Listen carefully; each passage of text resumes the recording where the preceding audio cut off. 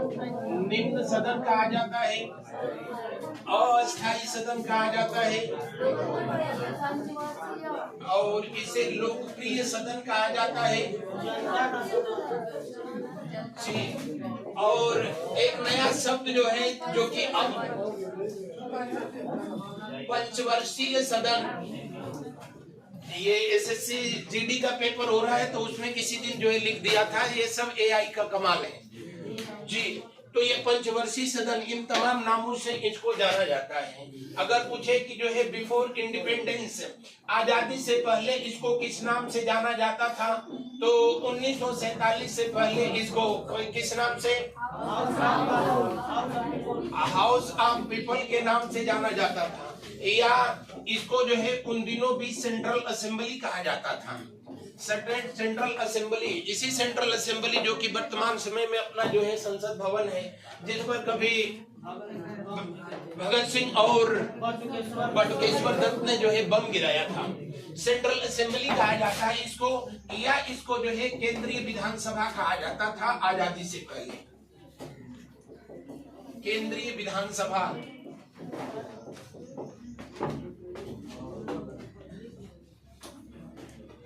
अगर आपसे पूछा जाए कि इनके जो सदस्य होते थे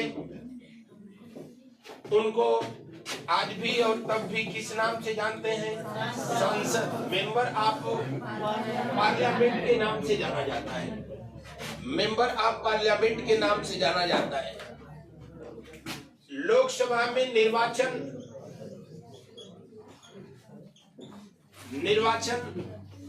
प्रत्यक्ष रूप से किया जाता है, बताने की जरूरत नहीं। हम लोग अपने सांसदों को चुनते हैं और जिनको हम लोग चुनते हैं बाद में वो लोग हम लोगों को चुन चुन के चुनते हैं। तो प्रत्यक्ष निर्वाचन किया जाता है। प्रत्यक्ष निर्वाचन वयस्क मताधिकार के आधार पर, वयस्क मताधिकार के आधार पर निर्वाचन किया जाता है। और ये व्यवस्था किस संविधान संशोधन के तहत लाया गया था? 61वां संविधान संशोधन 1989 के तहत अब जो है वयस्क मताधिकार के लिए न्यूनतम आयु कितने वर्ष है? 21 वर्ष। नालायकों,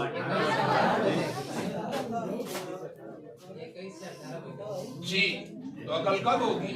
21 वर्ष से घटा करके कितने वर्ष किया गया? 18 वर्ष किया गया।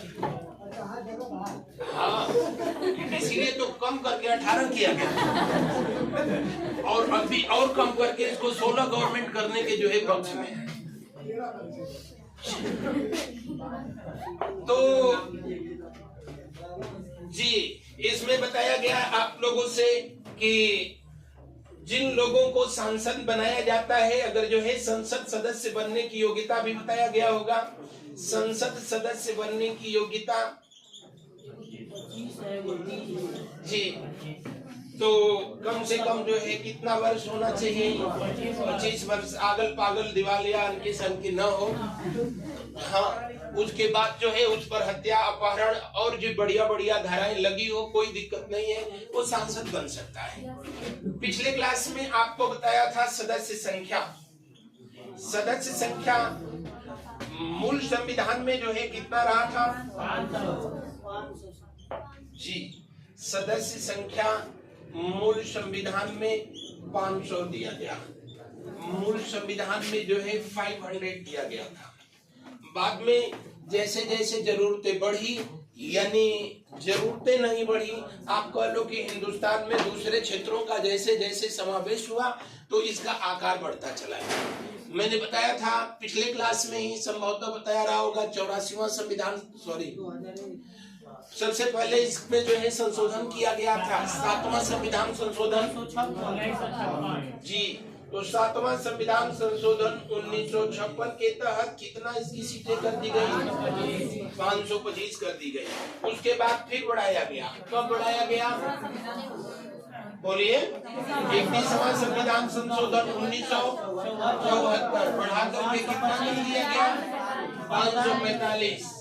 गोवा और दमन दीव गोवा और जो है दमन दीव अधिनियम 1987 के तहत इसको बढ़ा करके कितना कर दिया गया, 552 कर दिया गया।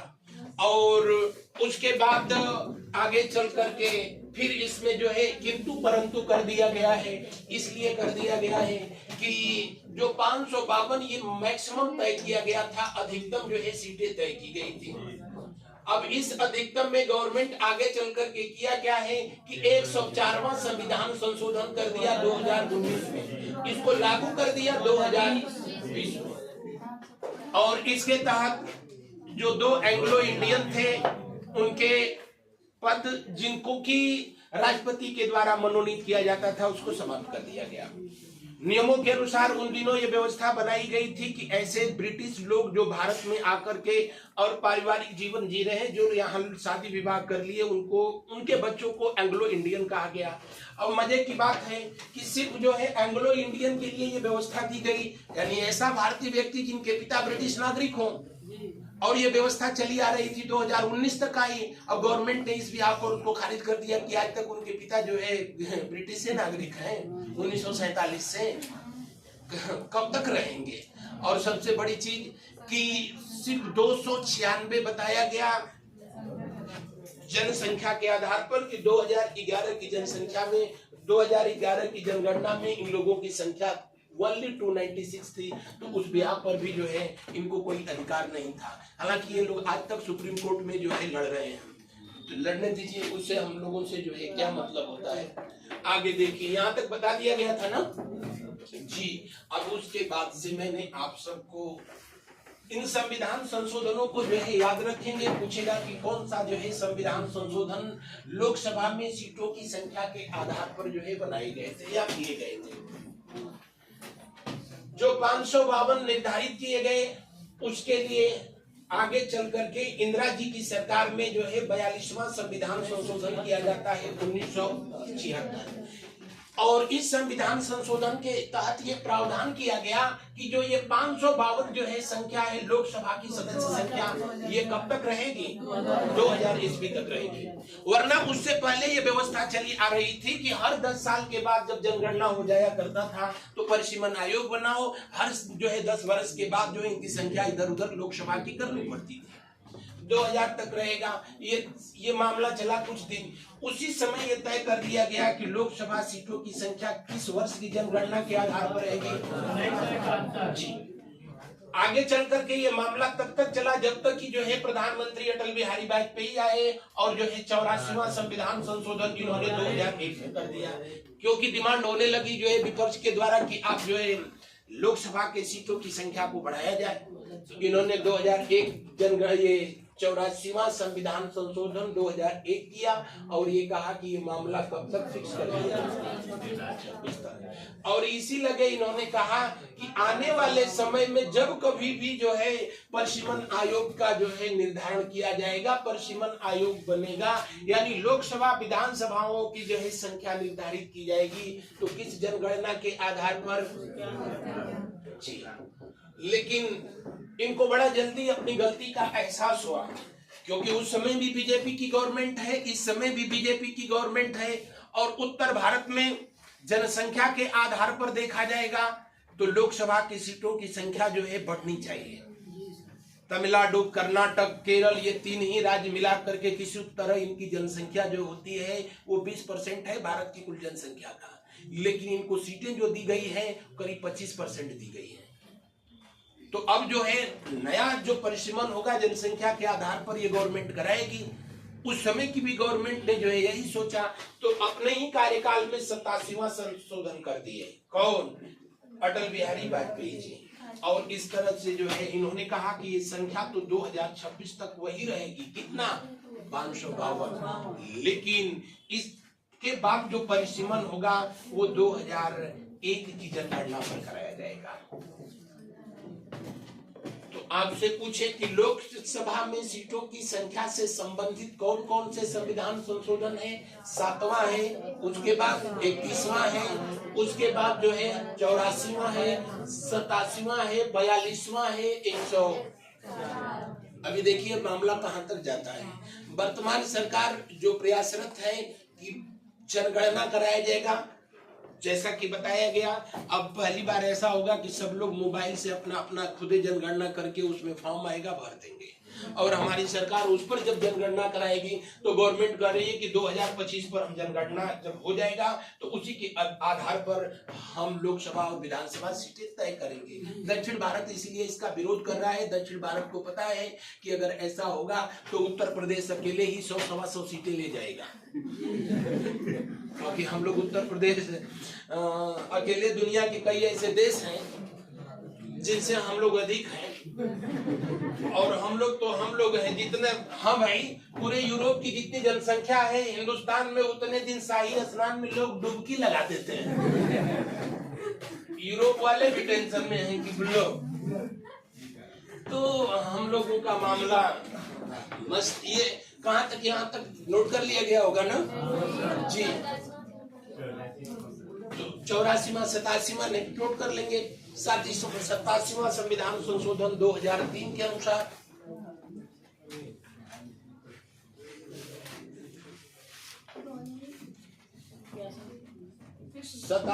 संविधान संशोधन 2003 के अनुसार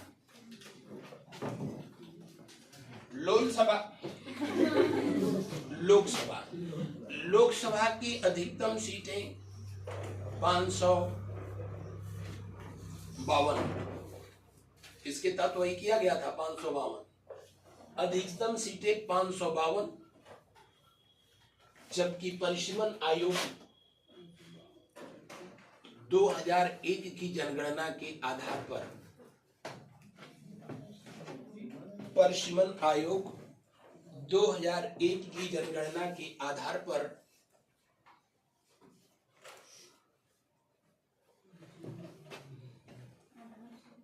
कार्य करेगा या गठित किया जाएगा।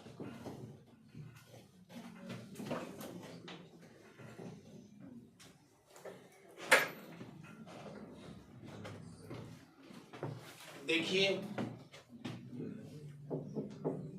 लोकसभा आप लोग चाहे अपने कॉपी में जैसे बना लीजिए, हम तो ऐसे ही बनाएंगे, नहीं तो हम लिखते रह जाएंगे। अधिकतम संख्या कितनी है?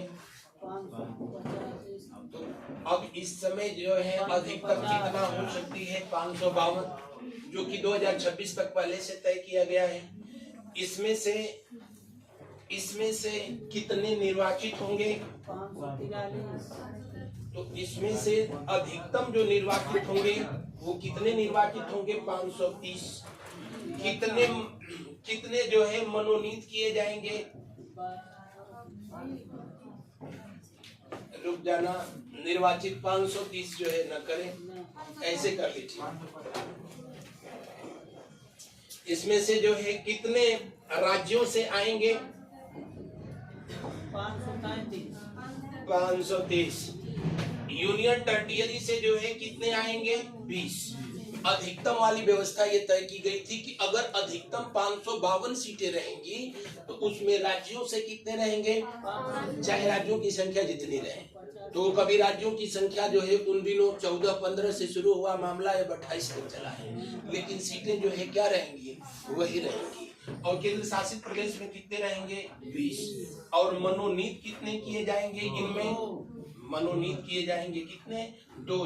दो एंग्लो इंडियन होंगे जिनकी कहानी आप लोगों को बता दिया गया था। राज्यों से 530 होंगे और यहाँ से जो है कितने होंगे?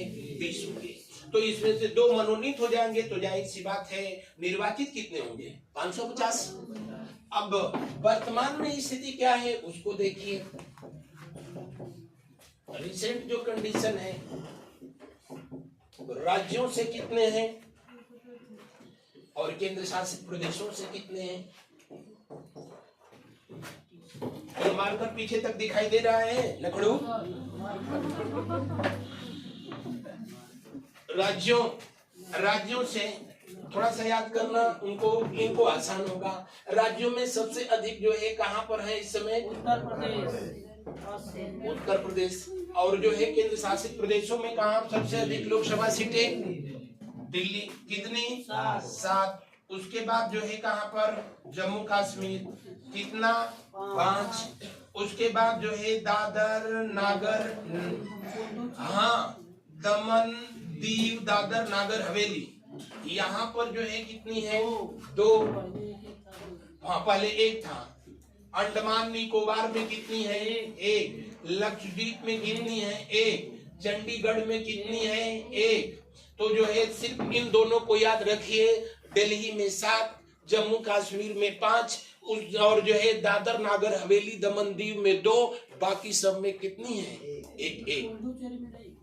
क्या? और जब पुडुचेरी छूट गया, पुडुचेरी अभी लद्दाख छूट गया, कहीं लद्दाख भी लिख लेना। लद्दाख में भी जो है कितनी है? 1। तो टोटल जो है काउंट करोगे तो ये लगभग जो है 19 होगा।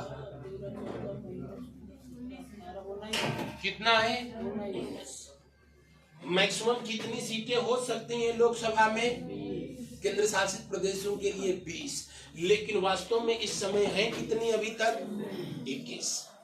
अधिकतम और न्यूनतम वाला जो है याद रखना। आगे देखो, तो जब 19 इसमें से हो गए तो यहाँ राज्यों से कितने होंगे जी? अब देखो, क्योंकि अधिकतम जो संख्या है वो 552 तो है नहीं, है कितना इस समय? 543 ही है।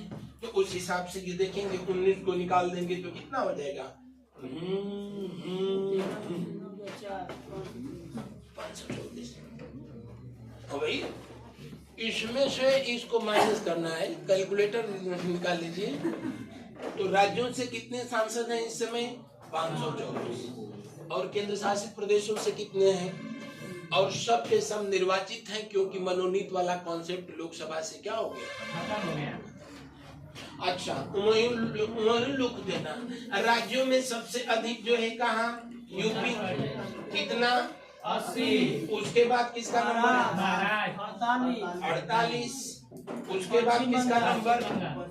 वेस्ट बंगाल 42, बिहार 40। इतना काफी है। तो इतना जो है कम से कम 3 तो जानिए ही जानिए। बिहार का पेपर देना है तो इसको भी जानिए, बिहार में लोकसभा सीटें जो है इतनी है। परेशान करता है तो दक्षिण भारत में पूछेगा ले जा करके। तो दक्षिण भारत में सबसे अधिक जो है किसका है? तमिलनाडु। कितना? 45। और जो है कर्नाटका, कर्नाटक जो है 28 है। और दक्षिण भारत की बात हो रही है केरल 20। ये रुक जाए, 28 कर लीजिए। तो कभी कभी पूछ देता है कि दक्षिण भारत में सबसे अधिक जनसंख्या कहाँ है? तमिलनाडु। तो सबसे अधिक जो है लोकसभा सीटें कहाँ होगी? तमिलनाडु में। वैसे दक्षिण भारत का सबसे बड़ा राज्य क्षेत्रफल के आधार पर आंध्र प्रदेश। दक्षिण भारत का पूछे सर? हाँ, आंध्र प्रदेश। तो तेलंगाना के बनने के बाद कि तेलंगाना से पहले? अभी भी वही है, यूपी आ गया ऊपर उससे, आंध्र प्रदेश। नोट कर लिया गया?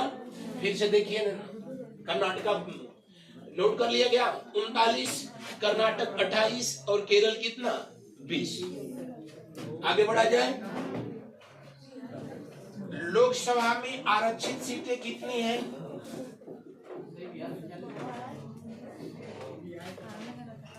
बिहार में 40,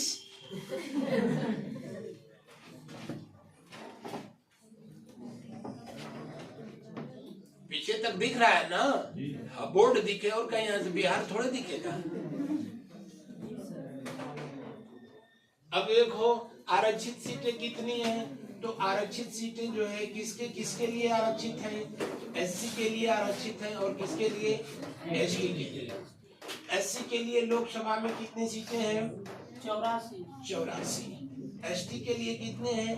47। तो टोटल कितने जो है आरक्षित है? 121।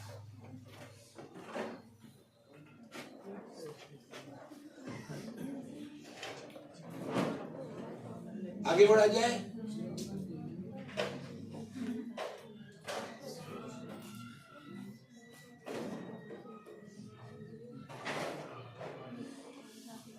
नोट कर लिया गया?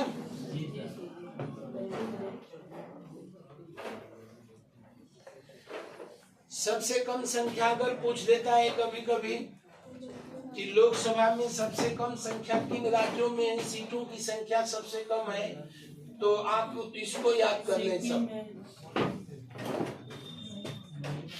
याद कर लें। मिशन, मी का मतलब है मिजोरम, स का मतलब है सिक्किम, और सिक्किम न से है नागालैंड। और इन तीनों में जो है कितनी सीटें हैं? सिर्फ एक। मिजोरम, नागालैंड, सिक्किम। मिशन शब्द याद कर लें। मिजोरम, सिक्किम और नागालैंड, और तीनों में लोकसभा की सीटें कितनी हैं? सिर्फ एक। और परेशान करें कभी तो मेघालय,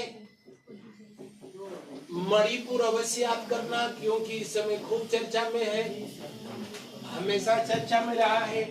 मेघालय, मणिपुर, बिशुनपुर, सॉरी त्रिपुरा, त्रिपुरा, और कहाँ पर गोवा, और कहाँ पर अरुणाचल। ये वो है जो वो है। यहाँ लोकसभा की सीटें कितनी है? या तो कम में एक वाला पूछता है, नहीं तो दो वाला पूछेगा, इससे ज्यादा।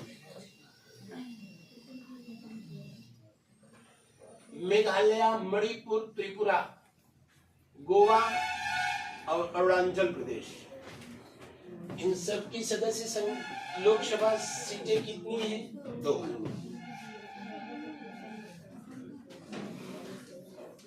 आगे बढ़ा जाए, इसको रब किया जाए। अरे रुका, बहुत लोग गोवा बनावत हो।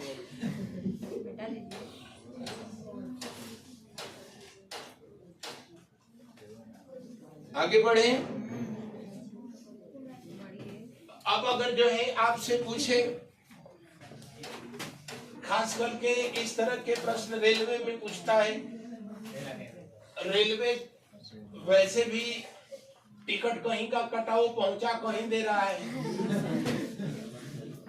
कभी कभी तो ऐसे जगह पहुंचा दे रहा है जहां पर न टिकट की फिर जरूरत नहीं है, उसके बाद तो सिर्फ टिकट की जरूरत है। और हमारे गवर्नमेंट की व्यवस्था इतनी अच्छी है कि कहीं कहीं वो भी नसीब नहीं हो रहा है। देखिए दिल्ली में महाकुंभ को शुरू किया गया तो कितना गजब गजब के नाम दिए गए थे। भव्य कुंभ, महाकुंभ, दिव्य कुंभ। कम वक्त खत्म होते होते मौत का महाकुंभ, भगदड़ का महाकुंभ, आगजनी का महाकुंभ, रेलवे दुर्घटना का महाकुंभ। अभी देखिए कि जो है शिवरात्रि तक कहाँ कहाँ और इसके अच्छे नाम।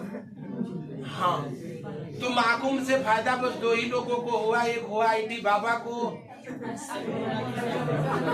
बाकी मोनालिसा के भी भक्त बैठे हैं। तो इस महाकुंभ की सबसे बड़ी उपलब्धि अगर होगा कुछ तो यही होगा। तुम लोग कहाँ लेके चले जाते हो जी? अगर जो है पूछे कि लोकसभा क्षेत्र अगर पूछे कि सबसे बड़ा कौन सा है, तो या तो जो है पूछेगा क्षेत्रफल के आधार पर, और नहीं तो पूछेगा मतदाता के आधार पर। तो मतदाता के आधार पर सबसे बड़ा है मलकानगिरी। मलकानगिरी और कहाँ है?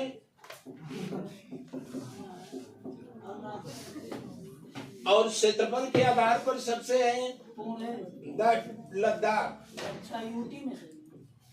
लद्दाख। उसके बाद किसका नंबर आएगा? बाड़मेर।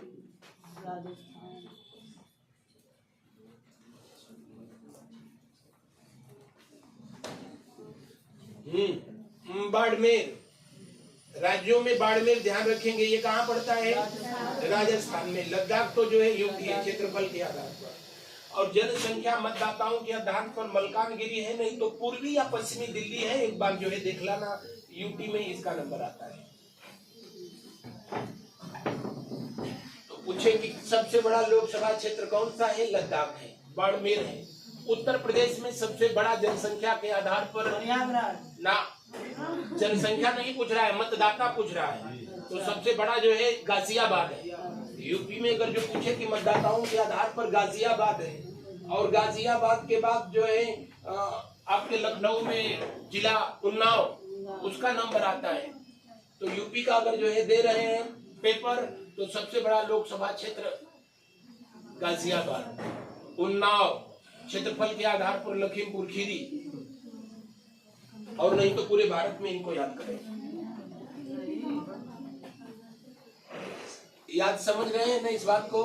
सबसे बड़ा क्षेत्र लद्दाख, बाड़मेर, उसके बाद जैसलमेर, 2 याद कर लीजिए, वही बहुत है।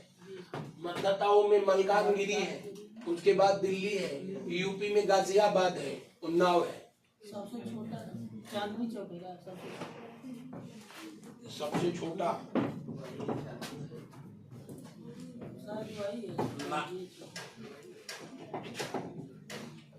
एक बार देखना, इसको रब कर दें। सबसे छोटा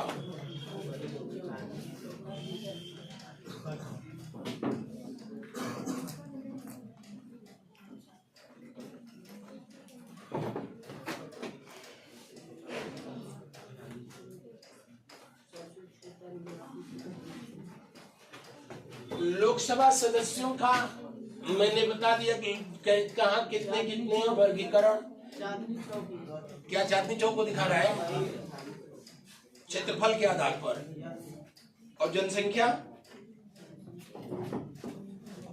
तब चांदनी चौक ही दिखाएगा।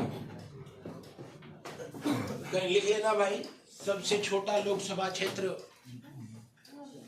मतदाताओं के आधार पर चांदनी चौक, दिल्ली। सबसे छोटा लोकसभा क्षेत्र मतदाताओं के आधार पर, क्षेत्रफल में भी वही होगा फिर, और चांदनी चौक, नई दिल्ली।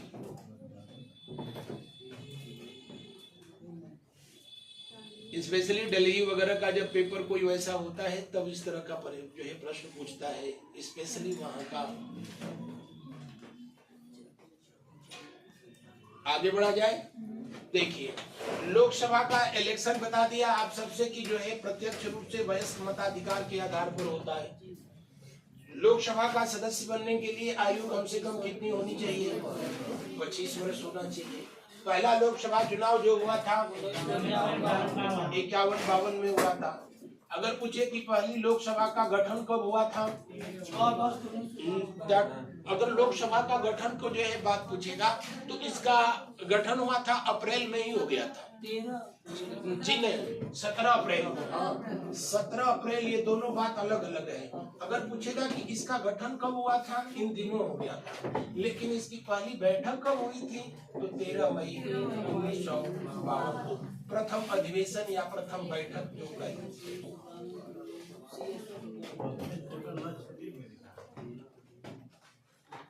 प्रथम बैठक जो है 1952 को हुई थी। अब देखेंगे, अगर जो है आपसे पूछे लोकसभा के जो सदस्य बनाए जाते हैं, जो नए लोकसभा सदस्य निर्वाचित होकर के जाते हैं, उनको शपथ ग्रहण कौन कराता है? किस आर्टिकल के तहत इनका शपथ ग्रहण कराया जाता है? तो लोकसभा के सदस्यों का जो शपथ ग्रहण होता है, नियमानुसार राष्ट्रपति या तो कराएं, और नहीं तो राष्ट्रपति के द्वारा किसी जो है निर्धारित व्यक्ति के द्वारा कराया जाता है। और राष्ट्रपति जिस व्यक्ति को निर्धारित करते हैं, निर्वाचित करते हैं, उसी व्यक्ति को जो है प्रोटेम स्पीकर कहते हैं। शपथ में लिख लेंगे, लोकसभा के नवनिर्वाचित सदस्यों का शपथ ग्रहण। जल्दी जल्दी, लोकसभा के नवनिर्वाचित सदस्यों का शपथ ग्रहण।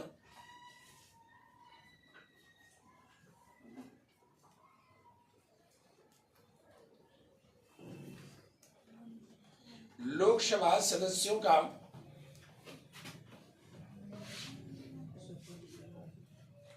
लोकसभा नवनिर्वाचित सदस्यों का शपथ ग्रहण राष्ट्रपति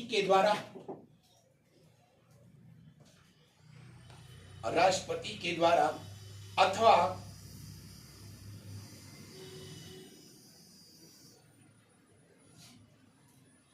अथवा राष्ट्रपति के द्वारा मनोनीत न लिखना, नियुक्त लिखना, राष्ट्रपति के द्वारा नियुक्त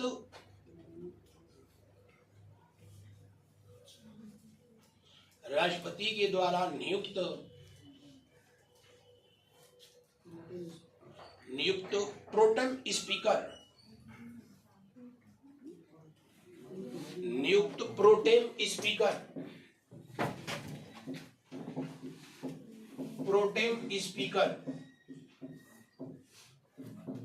के द्वारा संपन्न कराया जाता है।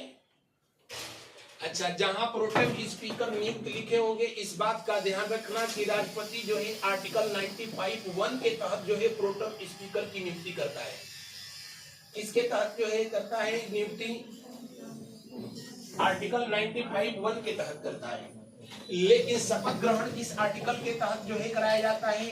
99 के तहत कराया जाता है। दोनों बातों में शपथ ग्रहण किसके तहत कराया जाता है? 99। लेकिन प्रोटेम स्पीकर किसके तहत नियुक्त किया जाता है? 99। आपसे पूछा जाए कि भारत के पहले प्रोटेम स्पीकर कौन थे? भारत के पहले लोकसभा अध्यक्ष कौन थे? जी, गणेश वासुदेव मावलंकर। गणेश वासुदेव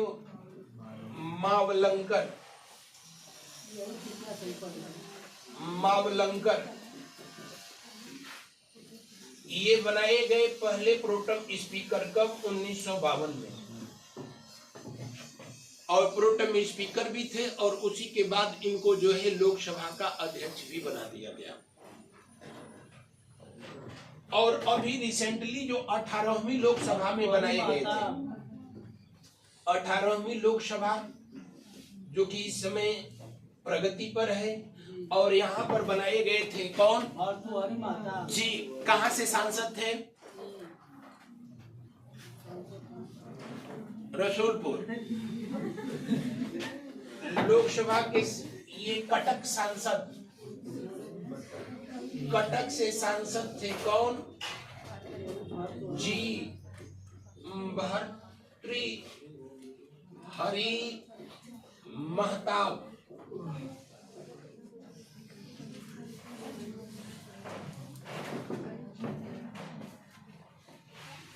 बीजू जनता दल के ये आदमी थे, सदस्य थे। और सबसे अधिक जो है ये कितने बार सांसद रहे थे?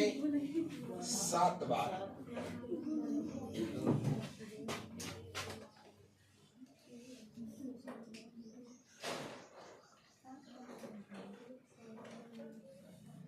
सात बार सांसद रहे। वहीं नोट करके नीचे लिखना मेरे नालायकों,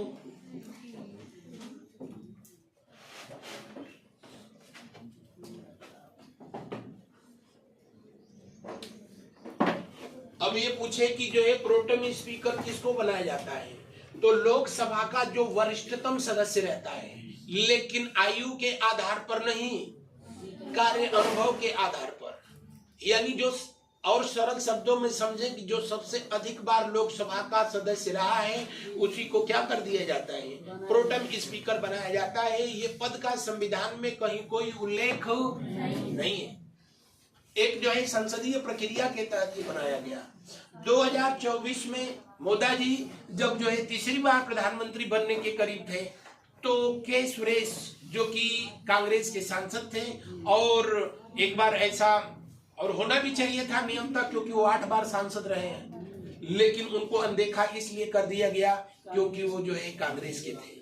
और ये 7 बार सांसद थे, इनको इसलिए बनाया गया क्योंकि ये बीजू जनता दल के थे, और जो है वो बीजेपी का घटक दल है, जो इनका अलायंस है, कौन सा एनडीए, उसका वो हिस्सा रहा है।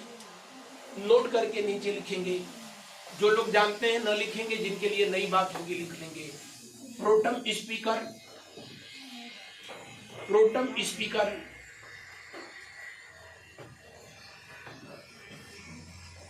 लोकसभा के वरिष्ठतम सदस्य, लोकसभा के वरिष्ठतम सदस्य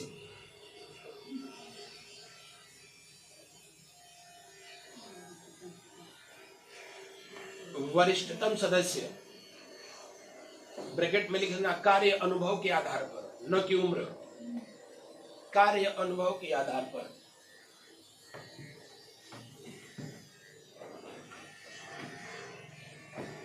कार्य अनुभव के आधार पर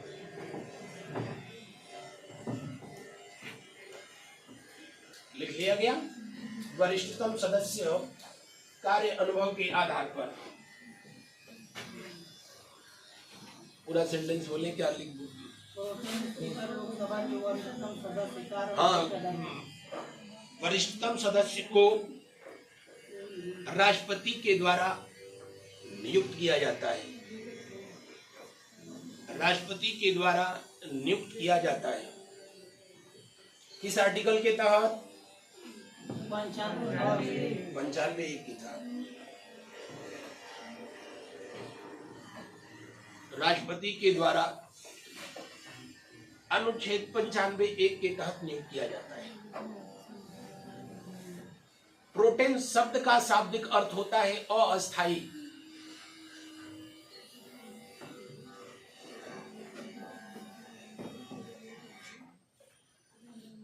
अस्थायी। और लास्ट पॉइंट जो लोग नहीं जानते होंगे, प्रोटेम शब्द का भारतीय संविधान में कहीं कोई उल्लेख, प्रोटेम स्पीकर का संविधान में कोई उल्लेख नहीं है।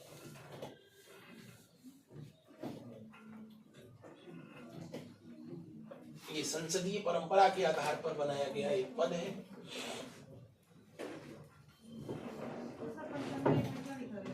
क्या 95(1) में जो है लिखा गया कि राष्ट्रपति के द्वारा वरिष्ठतम सदस्य को शपथ ग्रहण करने के लिए नियुक्त किया जाएगा। उसमें कहीं प्रोटेम स्पीकर शब्द लिखा ही नहीं है। जैसे वैसे ही जैसे बजट शब्द का कहीं कोई उल्लेख नहीं हुआ है, लेकिन फिर भी जो एक उसका ओवरव्यू दे दिया गया जी। क्या लिख लिया गया? अच्छा, कभी कभी पूछता है, अभी जो पेपर चल रहा था तो उसी में किसी ने पूछा था कि कितने ऐसे प्रोटेम स्पीकर हैं जो कि स्पीकर भी बने, क्योंकि नियमानुसार जो प्रोटेम स्पीकर बस उतने दिन के लिए बनाया जाता है जैसे ही नवनिर्वाचित सदस्यों का शपथ ग्रहण हो गया, शपथ ग्रहण खत्म, उनका काम खत्म हो जाता है। लेकिन कभी कभी ऐसा भी हुआ है भारत इतिहास में कि उसी व्यक्ति को आगे लोकसभा का अध्यक्ष भी बना दिया। तो सबसे पहले ही थे कौन कौन? जीवी मावलंकर, जीवी मावलंकर साहब थे। और कौन कौन थे? हुकुम सिंह थे, सरदार हुकुम सिंह, सरदार हुकुम सिंह। और तीसरे थे कौन? सोमनाथ चटर्जी। भारत में अब तक यही 3 लोग ऐसे हुए जो कि प्रोटेम स्पीकर के बाद स्पीकर नियुक्त कर दिए गए। तो पूछे कि कितने प्रोटेम स्पीकर जो स्पीकर भी हुए थे? कितने? 3। ये साहब पहली लोकसभा में हुए थे, यानी 1952 से लेकर के जी 57 तक तो झेल ही नहीं पाए, 56 में ही मौत हो गई थी। उसके बाद सरदार हुकुम सिंह, सरदार हुकुम सिंह बनाए गए। ये डिप्टी स्पीकर भी रहे हैं, डिप्टी स्पीकर। और आगे चल करके जो है इनको स्पीकर भी बना दिया गया 1962 से लेकर के 67 तक। और सोमनाथ चटर्जी को तो सबको पता है 2004 से लेकर के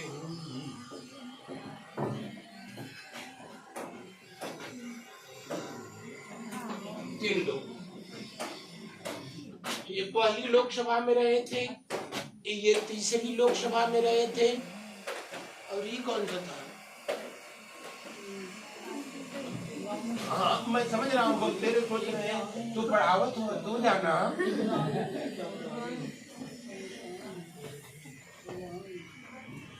इस समय 18वीं लोकसभा चल रही है,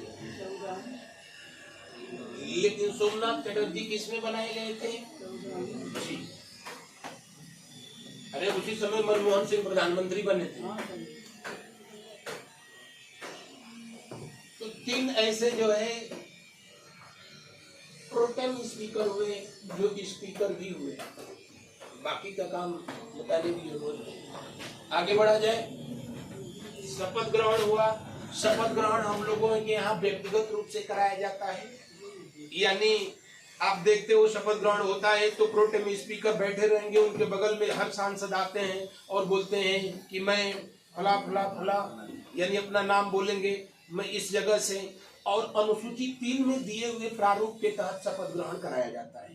तो अगर आपसे पूछा जाए कि प्रोटेम स्पीकर इनको शपथ ग्रहण किसके आधार पर कराता है, तो अनुसूची 3 के जो है दिए गए प्रावधान के आधार पर कराता है, या जितने नवनिर्वाचित सदस्य हैं अनुसूची 3 के तहत ही दिए गए व्यवस्था के अनुसार शपथ ग्रहण करते हैं उसी प्रारूप पर। शपथ ग्रहण हो गया।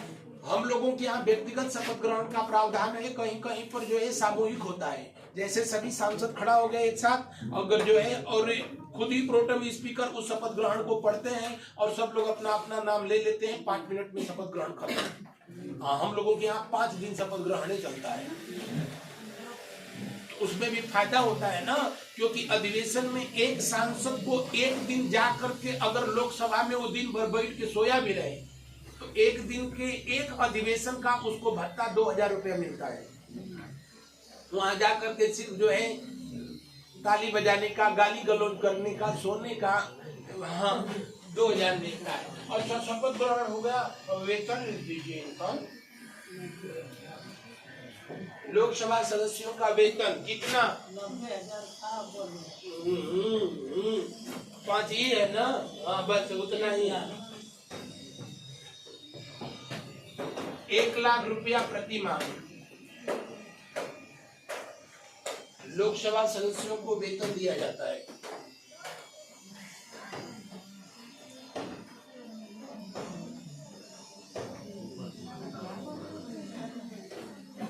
एक लाख रुपया प्रति माह इनको जो है वेतन निर्धारित किया गया, और इसके अलावा इनको भत्ता अलग से दिया जाता है। अधिवेशन जितने दिन चलेंगे प्रतिदिन 2000 रुपए पर डे के हिसाब से। इनका निर्वाचन भत्ता 60,000 है। इनके ऑफिस का भत्ता 70,000 रुपया प्रति माह दिया जाता है। 10,000 रुपया इनको टेलीफोन वगैरह का जो है दिया जाता है। भगवान जाने यमराज से बात करते हैं कि किससे बात करते हैं। तो इसके अलावा हर सांसद को सांसद निधि से जो है अपने क्षेत्र का विकास करने के लिए प्रतिवर्ष 5 करोड़, यानी जो है 5 वर्ष में कितने 25 करोड़ दिया जाता है। तो असली आनंद तो इधर है। आप लोग किस मोह माया में लगे हो? तो जी इनका शपथ ग्रहण करा दिया, वेतन नोट कर लिया गया ना जी।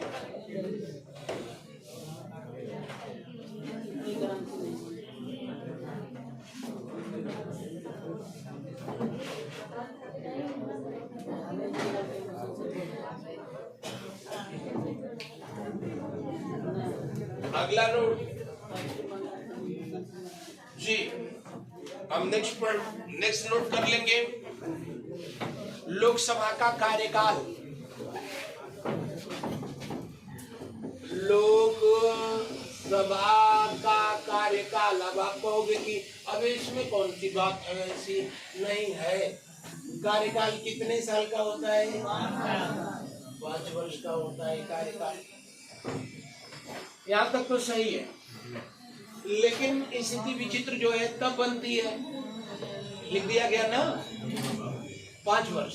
लेकिन जब देश के अंदर कभी राष्ट्रीय आपातकाल लागू कर दिया जाए तो इनके कार्यकाल को जो है क्या किया जा सकता है? बढ़ाया जा सकता है। बहरहाल अभी 5 वर्ष है। एक बार इसका जो है कार्यकाल बढ़ाया गया 42वां संविधान संशोधन 1900, और बढ़ा के कितना किया गया, और इसको फिर 5 वर्ष कर दिया गया। तो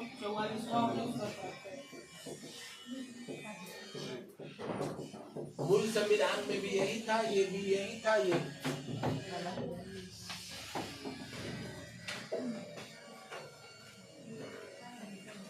कि संविधान संशोधन के तहत लोकसभा और विधानसभाओं के कार्यकाल 6 वर्ष किए गए, 42वां, और किसके तहत जो है पुनः 5 वर्ष कर दिया गया, 44वां।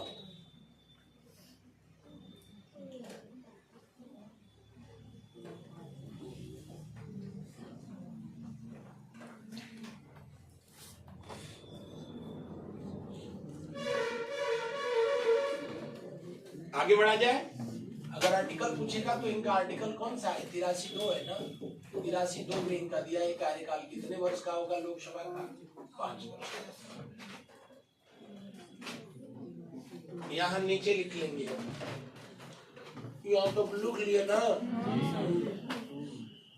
तो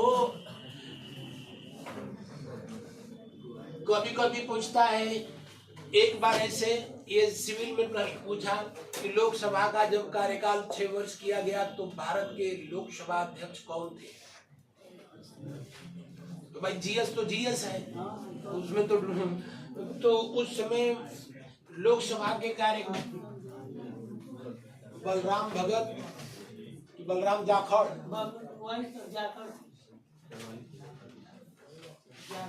ना बलिराम भगत रहे होंगे, बलिराम भगत थे, बलिराम भगत। जाखड़ तो बहुत बाद में आए। तो जब इसका कार्यकाल घटाया बढ़ाया गया तो लोकसभा के अध्यक्ष जो है कौन से थे, बलिराम जाखड़ थे। सॉरी, बलिराम भगत सही है, बलिराम भगत सही है। अब का बोले, लिखे हैं बलिराम भगत जब कार्यकाल बढ़ावल गई तो ये लोकसभा अध्यक्ष थे। हाँ, वही रहा।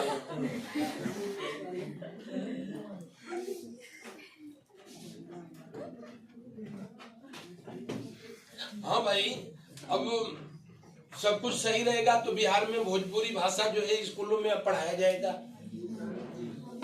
बड़ा विचित्र स्थिति हो जाएगी, नहीं अच्छी स्थिति हो जाएगी, कोई दिक्कत नहीं। हाँ भाई, तो लिख लिया गया। खड़ी हिंदी भाषा जिसको कि सबसे पहले साहित्य में स्थान दिया जिस व्यक्ति ने, उनका नाम था मलिक मोहम्मद, सॉरी नालायको, अमीर खुसरो। हिंदी को हिंदवी के रूप में उन्होंने ही प्रतिष्ठा वो किया।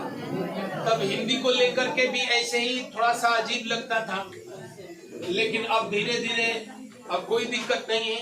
आदमी धीरे धीरे जब उसमें ढल जाता है, अब तो भोजपुरी क्लास में पढ़ाया जाएगा। अब तो मान लीजिए अब हम लोग आते हैं तो मैं आई कमिंग कोई बोलता है, कोई वो भी नहीं बोलता है। अब तो भोजपुरी वाली क्लास में वो आएगा तो पूछेगा कि आई रे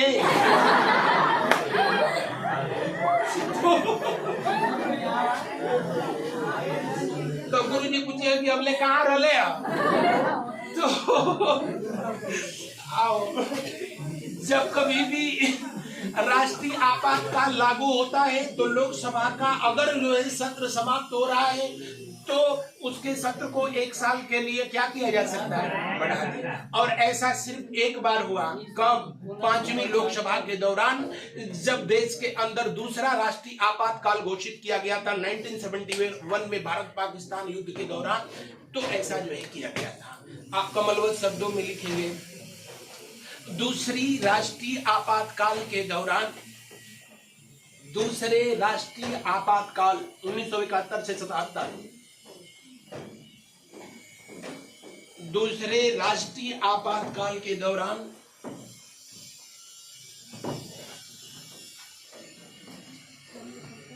दूसरे राष्ट्रीय आपातकाल के दौरान 5वीं लोकसभा का कार्यकाल, 5वीं लोकसभा का कार्यकाल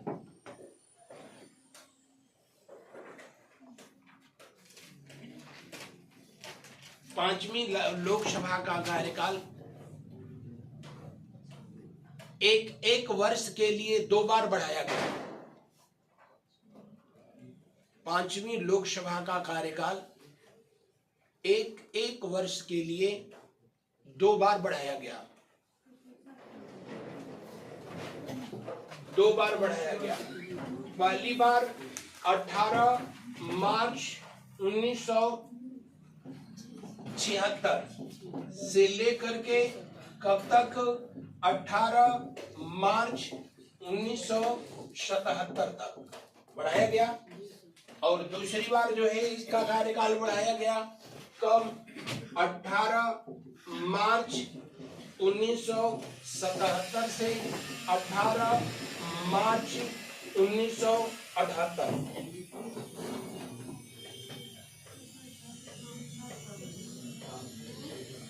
कौन सी लोकसभा में बढ़ाया गया था? 5वीं लोकसभा में। प्रधानमंत्री इंदिरा गांधी जी थी, राष्ट्रपति फखरुद्दीन अली अहमद थे और वे लोकसभा अध्यक्ष बलराम भगत थे।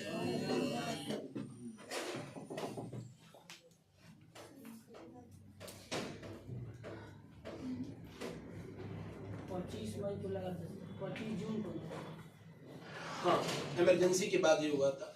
तो अगर जो है आपसे पूछा जाए कि संसद की स्वीकृति के बाद राष्ट्रीय आपातकाल के दौरान लोकसभा का कार्यकाल अधिकतम कितने दिन बढ़ाया जा सकता है? 1 वर्ष। 1 वर्ष बढ़ाया जा सकता है। फिर लोकसभा का जो है अगर अप्रूवल मिल जाए तो कितने साल बढ़ेगा? 1 साल। तो ऐसे संसद का स्वीकृति मिलती रहेगी तो इसका कार्यकाल यूं ही जो है क्या किया जाता रहेगा? बढ़ाया जाता रहेगा संसद की स्वीकृति के बाद। लेकिन अगर आपसे पूछता है कि अगर आपातकाल समाप्त हो गया, आपातकाल को अगर जो है समाप्त कर दिया गया, तब जो है लोकसभा का कार्यकाल अब क्या होगा? तो अगर जो है आपात समाप्त हो गया तो उस कंडीशन में अधिकतम 6 महीने ही इसको बढ़ाया जा सकता है। जैसे देश में कोई ऐसी सिचुएशन हो जाए, सपोज करो कि 1 फरवरी 2025 से अगर जो है राष्ट्रीय आपातकाल लागू हो जाता और कार्यकाल 1 साल लोकसभा का बढ़ाया जाता तो ये कब तक जाता? 1 फरवरी 2000 कब तक? 26 तक। लेकिन इन बिटवीन बीच में ही जो है पता चला कि मार्च के महीने में राष्ट्रीय आपातकाल वापस ले लिया गया, तो राष्ट्रीय आपातकाल खत्म हो गया। अब खत्म हो गया तो इस कंडीशन में जो है ये अधिकतम कितने दिन? नियमानुसार तो फरवरी 2026 तक इसको रहना चाहिए, लेकिन कितने जो है 6 महीना जोड़ दीजिए, यानी सितंबर 2025 में ही इसको जो है क्या कर दिया जाएगा? इसका बढ़ाया हुआ कार्यकाल को समाप्त। तो आपसे पूछता है कि अगर राष्ट्रीय आपातकाल को जो है समाप्त किया जाए तब बढ़ा हुआ कार्यकाल अधिकतम कितने महीने रखा जाएगा? 6 महीने। अदरवाइज तो जो है वो 12 महीने रहना ही रहता है। दोनों बातें समझ में आई? नोट करके लिख लेंगे।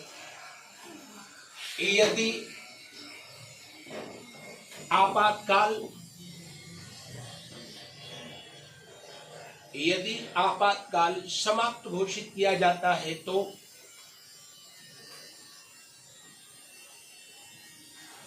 यदि आपातकाल समाप्त घोषित किया जाता है तो आपातकाल समाप्त किया जाता है तो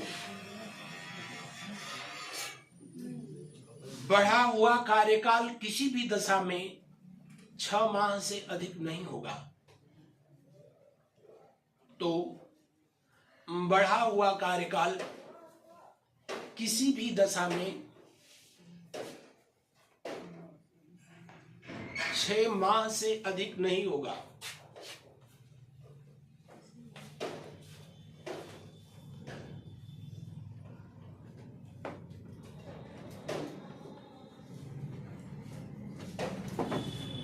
नोट कर लिया गया। नेक्स्ट पॉइंट से आपातकाल के दौरान संसद की स्वीकृति के बाद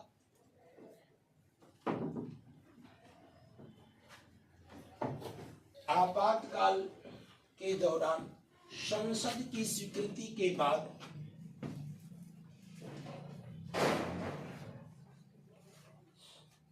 संसद की स्वीकृति के बाद लोकसभा का कार्यकाल अधिकतम 1 वर्ष के लिए ही बढ़ाया जा सकता है। संसद की स्वीकृति के बाद लोकसभा का कार्यकाल 1 वर्ष के लिए बढ़ाया जा सकता है।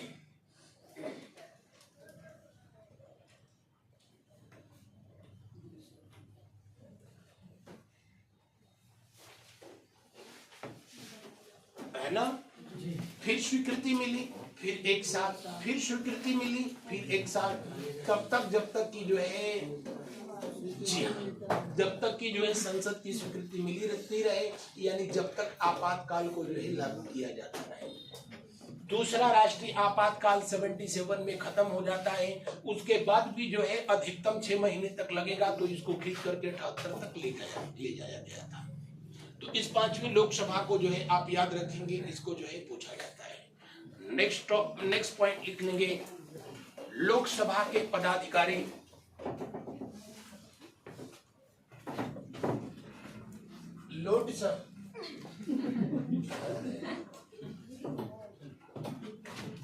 लोकसभा के पदाधिकारी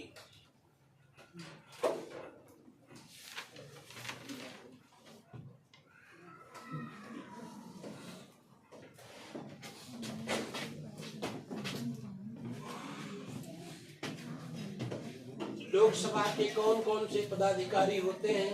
तो लोकसभा में कुल 3 पदाधिकारी होते हैं। कौन कौन से? एक इस टाइप के, एक उस टाइप के, और एक बिना टाइप के। एक को कहते हैं हम लोग जो है लोकसभा अध्यक्ष, क्या कहते हैं? और इसको भोजपुरी में कहते हैं लोकसभा स्पीकर। लोकसभा की कार्यवाही होती है तो यही बेचारा है जो नहीं बोलता है, लेकिन इसी का नाम क्या है?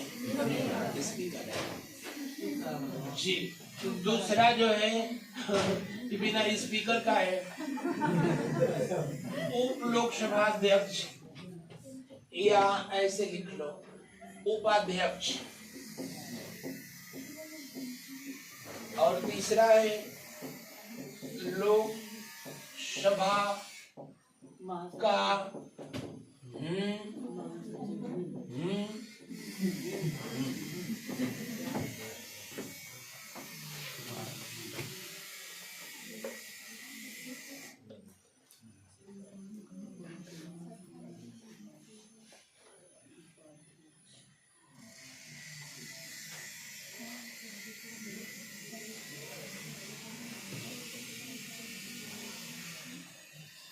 आप लोग में से भाई कोई देख लो सर, आप लोग के आ गए हैं तो हम इसको आगे बढ़ाएं। आ गए हैं कब देखा? हाँ भाई, कल मैंने क्लास छोड़ दिया, पता चला कि वो आई ही नहीं। तो लोकसभा अध्यक्ष, उपाध्यक्ष और लोकसभा महासचिव, आगे की कथा अगले दिन। आज बस धन्यवाद।